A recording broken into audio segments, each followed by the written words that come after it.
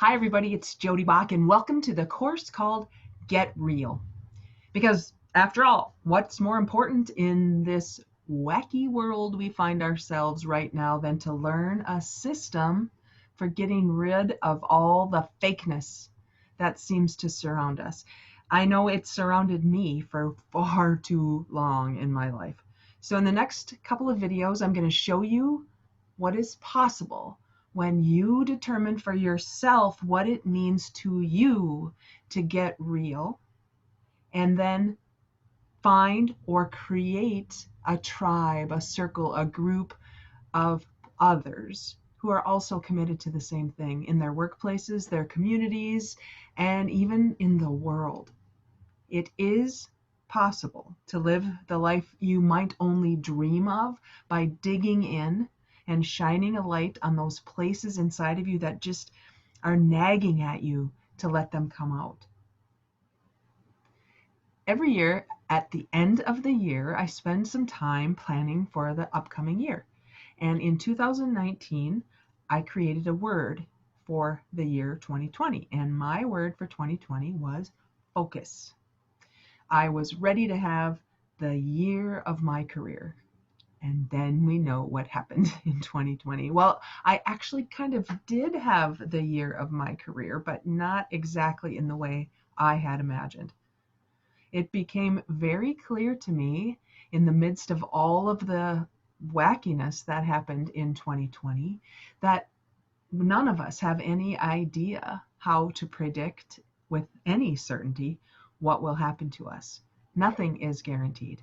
And if we don't take care of the things we can take care of right now, today, in every way in our lives, what are we waiting for?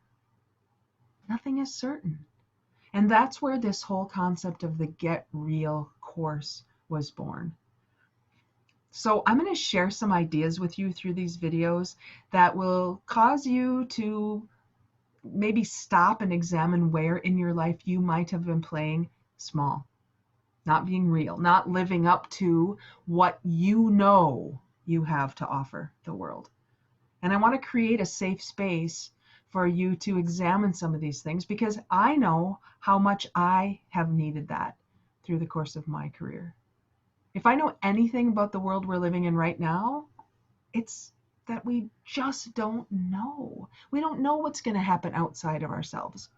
But if we get really clear and really honest with ourselves, we do have the opportunity to impact the future by who we're being right now. And it's going to mean that we have to start looking inside.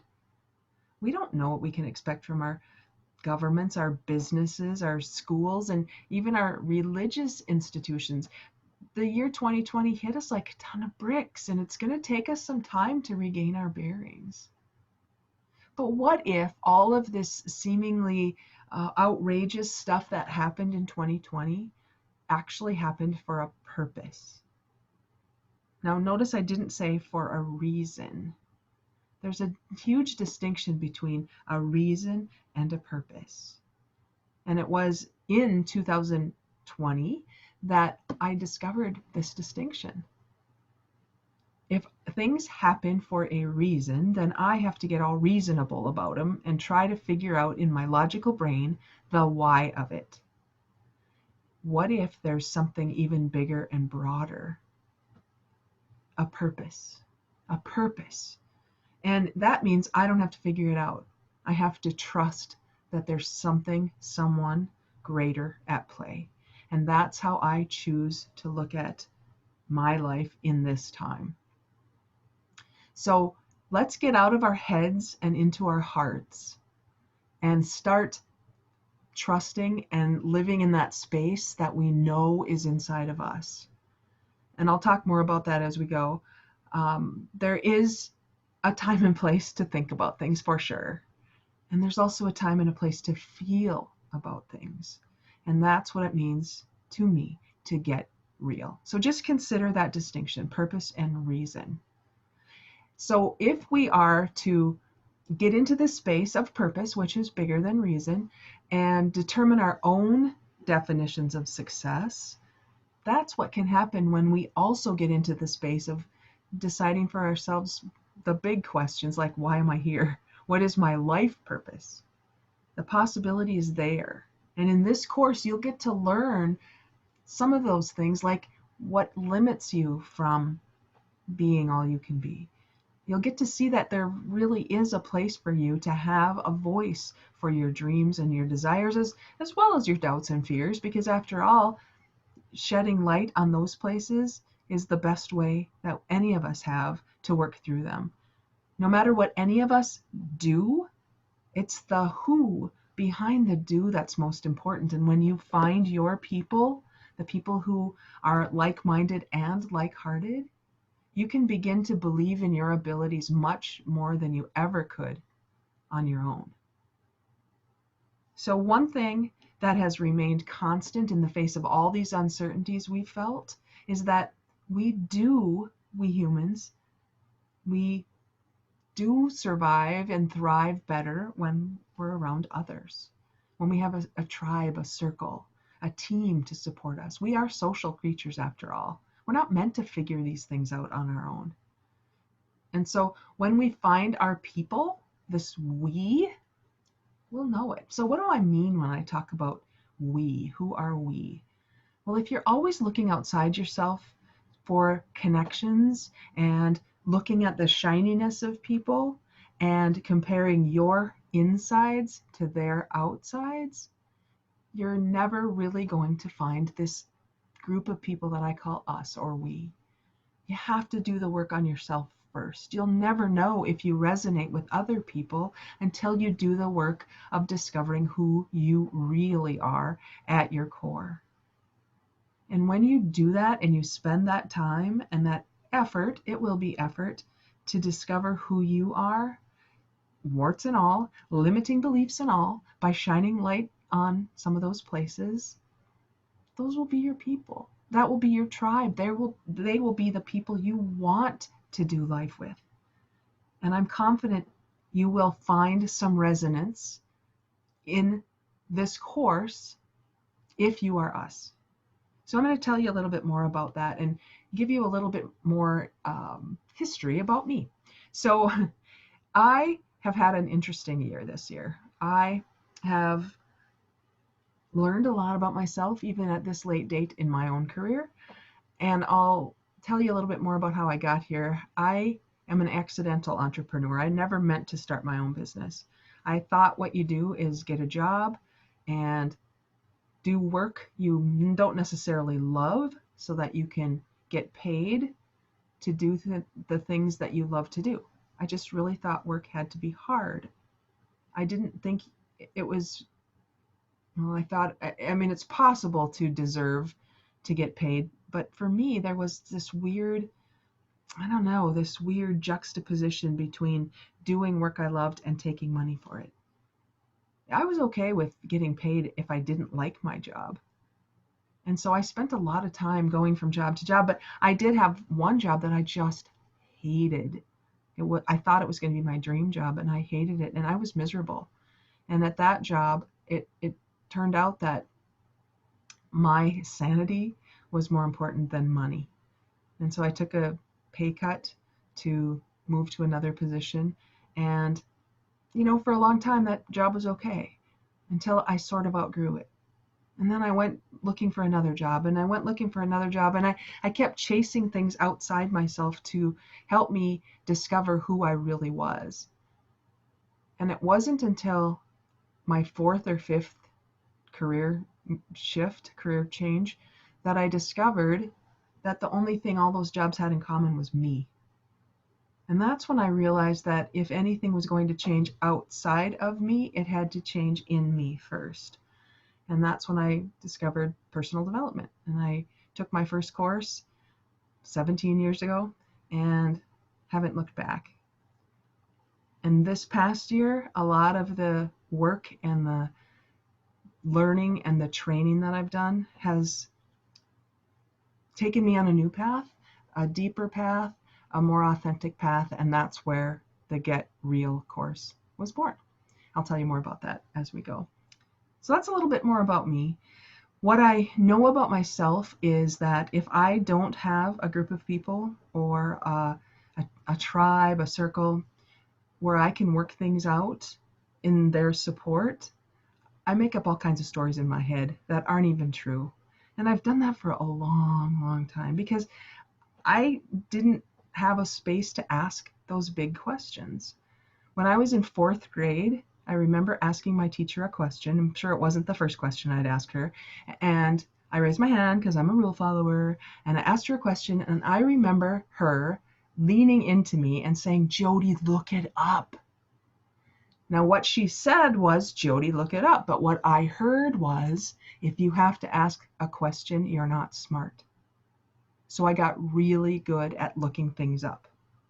I stopped asking questions out loud, but I never stopped asking them in my mind. But I never had a place to ask them. I had to keep looking things up. And I got really smart. I mean, you can see all these books that are on my shelf over here because I kept thinking I had to go outside myself and get smart enough so people would accept me. I couldn't find my tribe. I couldn't find people I trusted to work through some of these big questions because my limiting belief said, if you have to ask questions outside your head, you're not smart. I know it sounds so weird when I say it like that now, but these questions were important. And I call these the big questions because I don't think I'm the only one who has thought of some of these questions over the course of my life. And here's an example of what I mean when I call these the big questions. You've probably thought some of these yourself. Do I belong? Do I know what I'm doing? What do they think? Am I right? Am I wrong? That one, what do they think of me? That one really got me tripped up for a long time because I was so concerned about what everybody outside me thought. What do they think of me? And the weird thing about that is they follow you everywhere. There's always a new they. You know, if you're always looking outside yourself for their approval, it'll shift as the they shifts because one person will think one thing and one person will think another thing. And it's never really you if you're always chasing somebody else. And then the big question in orange there, do I truly love what I'm doing? I just didn't think you could love a job. And now that I'm learning that it is possible to do what you love in the service of people who love what you do, it just opens up everything for me. And that's what I'm learning about myself. I have limited myself because I believed that the way I saw things based on being 10 years old in fourth grade was the way to see them. So I am creating this course with only 4 simple steps. It's very simple and can be quite profound because very few people do this work. And these 4 simple steps are what REAL stands for. REAL is an acronym for radical, energized, authentic, and learning focused. And so, very simple, not always easy. Let me break this down a little bit more. When I talk about radical, I don't necessarily mean wild, crazy, out there. That's what most people think of when they hear the word radical. What radical really means is getting back to basics, getting back to the root. Think about the word radish, rad, back to the root. And what that means to me when I'm thinking about this course is me, getting back to me and looking inside me for any of the barriers that I've placed to having the information and inspiration around me be put into play. Now, that probably is really radical when you think about it because very few people do it. And so, if you're in that space of feeling like I'm that fish, I need to jump out of that confining space where everybody else is, that's radical. Not many people do that. So, yay you if this resonates with you. The E is energized. And energy is not something you can touch, but you can sure feel it. And energy, if you walk into a room, for example, I bet you'll have a feeling of these are people who I resonate with. I'm drawn to that person. I'm kind of repelled by that person. And unless you recognize that in yourself and that it's possible to alter and adjust your own energy, you might get stuck in your default. You know, some people will say, oh, I'm not an outgoing person, I'm an introvert. Or some people will say, I'm an extrovert, and that's why this pandemic has been so hard for me because I'm forced inside. Well, energy can start as low as energy that's like victim energy, which is poor me. I can't do anything about it. And if you have victim energy, it's very low. And if you think you're stuck in that energy, you don't understand the possibilities that exist when you see what you can do, when you can control that energy and adjust it and shift it. So that's energized. The A is authentic. And when we are authentic, we are courageous. We step into our own understanding of ourselves, and we invite others to do the same thing. People don't connect with perceived perfection, and that was my problem my whole life because I thought I had to have everything figured out. Remember, it came very early in my life. And that perceived perfection that I thought I was trying to be connected with other people was doing exactly the opposite. Because people don't connect with perceived perfection, they connect with authenticity and vulnerability. And when we're okay with ourselves, and not even just okay, but when we celebrate ourselves and we're willing to step out and be authentic and ask questions and share parts of our lives with others, it's amazing what will come back. So that's authenticity. And then the L is learning focused. And if you are learning focused, you are always open to possibilities. You're always open to the possibility that there might be something you don't already know. And it's shocking to me how the statistics will say that very few people ever pick up another book or listen to a podcast or watch a news show. That's a bad example right now, but watch a show that's not like a feel good, just a fun show, a documentary, let's say. How few people do that after high school or college? They think their learning's done. And if we're not learning focused, we might find that we get into that fixed mindset, which is kind of like cement. Your mind gets harder as you get older, like cement does. And we want to be really aware of the choices that we make when we decide that we are or aren't learning focused. So that's the real acronym that the 4 steps that this program is designed around. So there's madness and misery that has gotten you where you are now, that has you looking at this course, that has you even open to the possibilities that this course might be able to share with you. And so let's talk a little bit about that madness and that misery. And let's relate it to this real acronym. So let's talk about radical for a second. It's radical to get back to basics about yourself. And maybe you feel like others have the answers for you. You're looking outside yourself for someone who has a title, someone who has written a bunch of books, or someone who is a self-professed guru to tell you or give you permission for the things that you really do want to do, that you know in your soul. And that's how I used to be. I used to believe that if you had a louder voice or a bigger title or were at a place longer, or I don't know, I could make up all kinds of reasons why I thought somebody else would know better than I what was right for me. And so the madness that creates, or the misery that madness creates, just limits you and can stymie you from doing anything. That's what it did to me. So that's madness around radical. There's madness if we look at energy too. You're overwhelmed, you're frenzied, you're stressed, especially now when there are so many things out of your control.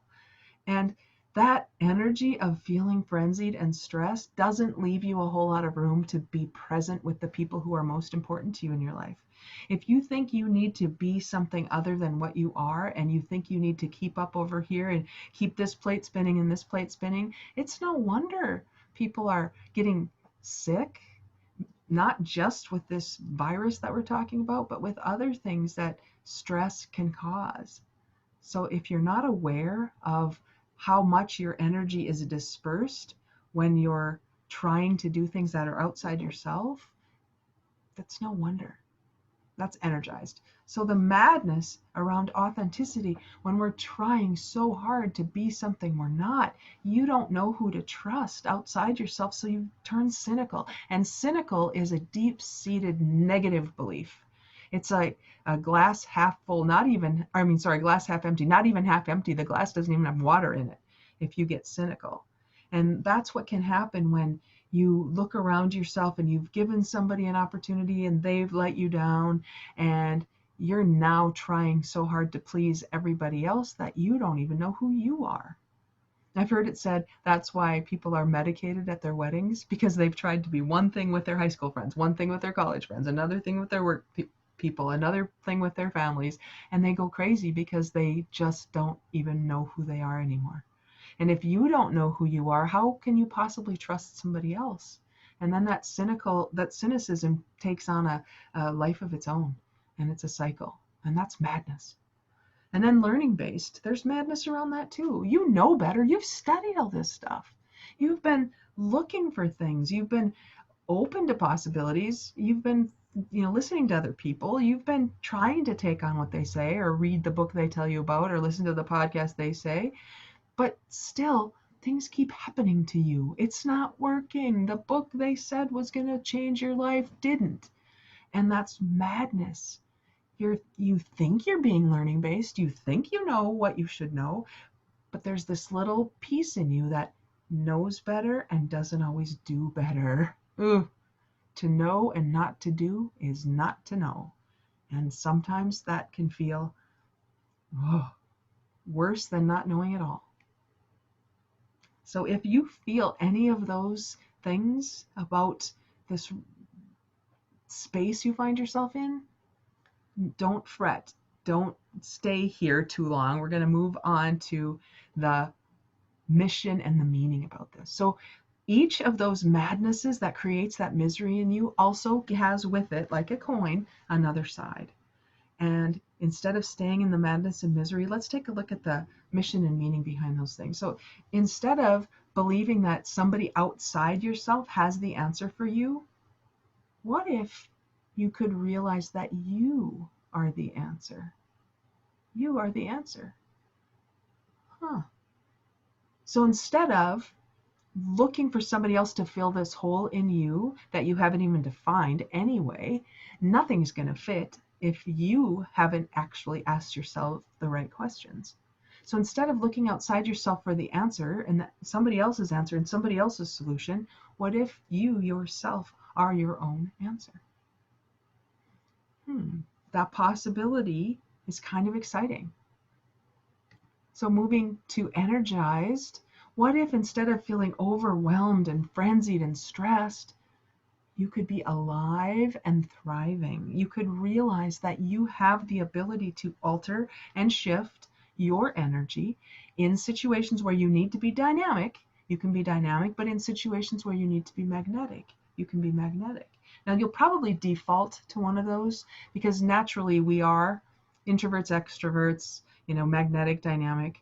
Naturally, we probably have one of those as a strength, but that doesn't mean you can't flex. And the more you know about your energy, the less you're dependent on others to bring it to you, and the more you have the opportunity to put in, contribute energy, and maybe sometimes it's to accept energy from others. That's what's possible for you in the mission and meaning. What if instead of not knowing who to trust, so you become cynical, what if you invite others instead of waiting for them to invite you? What if you go first? What if you know yourself well enough and you're able to be authentic with your own being, your own self? You don't have to wait for others. Now you're confident enough in what you do know so you can actually invite others into your circle. You don't have to wait. You don't have to wait for permission. You don't have to wait for someone with a title or someone else to tell you that it's okay, that you're good enough and you now can do whatever it is that you say you want to do. The fairy godmother with the wand doesn't exist. You do the inviting. You bring the authenticity. And then the L, you know better, but you're not doing better, and things are still just happening to you, is the madness. But what about having instead a really robust repertoire of good questions? Because the good questions will unlock practical applications. And then everything shifts from theory in your head, knowledge in your head. It comes out through your heart and into your hands and the world, because good questions unlock practical applications. I sounded like I was a 4-H kid for a second there. I pledge my head to higher learning and my heart to greater, whatever it is. The 4-H is about getting it into the world. My hands to greater service. And that's what can happen if you have good questions. If you're learning based and you're always looking for ways to contribute, and you're the one inviting first, see how this all can work together in the real acronym if you understand mission and meaning. It's actually very exciting when you take a look at it. So there's a map to this, and I've already talked about this. It's not real complicated, but it will require some thought, some pondering, perhaps some meditation. And the 4 steps are what we've already talked about. They're very simple. It's just these 4 real steps: radical, energized, authentic, and learning based. And I see I have a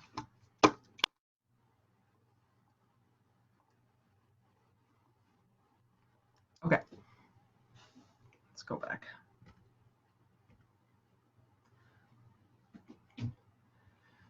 So there's a map that's going to help you get up the mountain of whatever it is that you want to achieve. So never fear. It's kind of exciting to know that there's a possibility to go from madness and misery to mission and meaning. And there's a map to get there. And the map is those 4 simple steps. We've already talked about it. We've talked about the radical, energized, authentic, and learning based.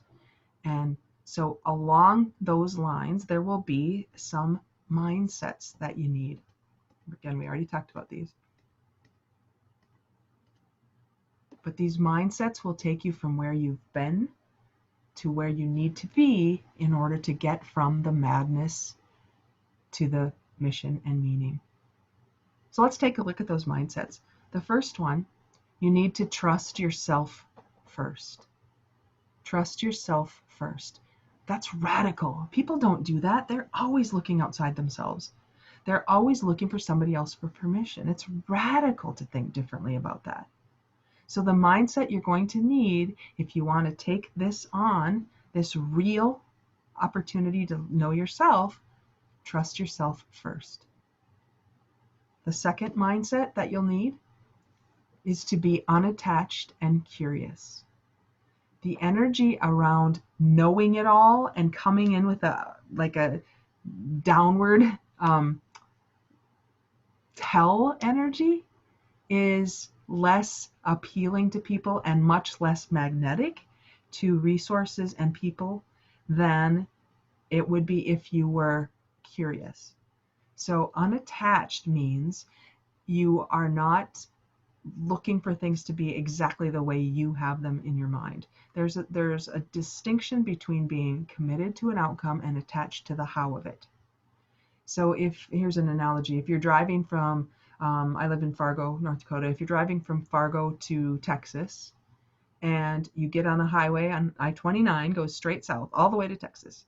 And if I started driving to Texas, saying I'm going to go to Texas, and I see a sign that says Winnipeg, Winnipeg's north of me, I would be smart or wise to turn around.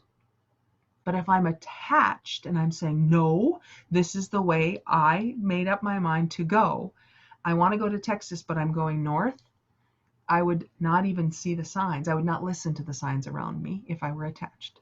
Now, if I were committed and I saw a sign that said Winnipeg, I'd have to say, wait a second, I'm not going north, I'm going south. I'm willing to turn around. So that's the distinction between being attached and being committed. And when you are attached and curious, you're not fixed in your mindset. And your energy is not about push, it's about invitation. You see how these all go together? These mindsets are going to go together with the REAL acronym, because the next one is you can disagree without being disagreeable. When you are authentic, you can disagree without being disagreeable.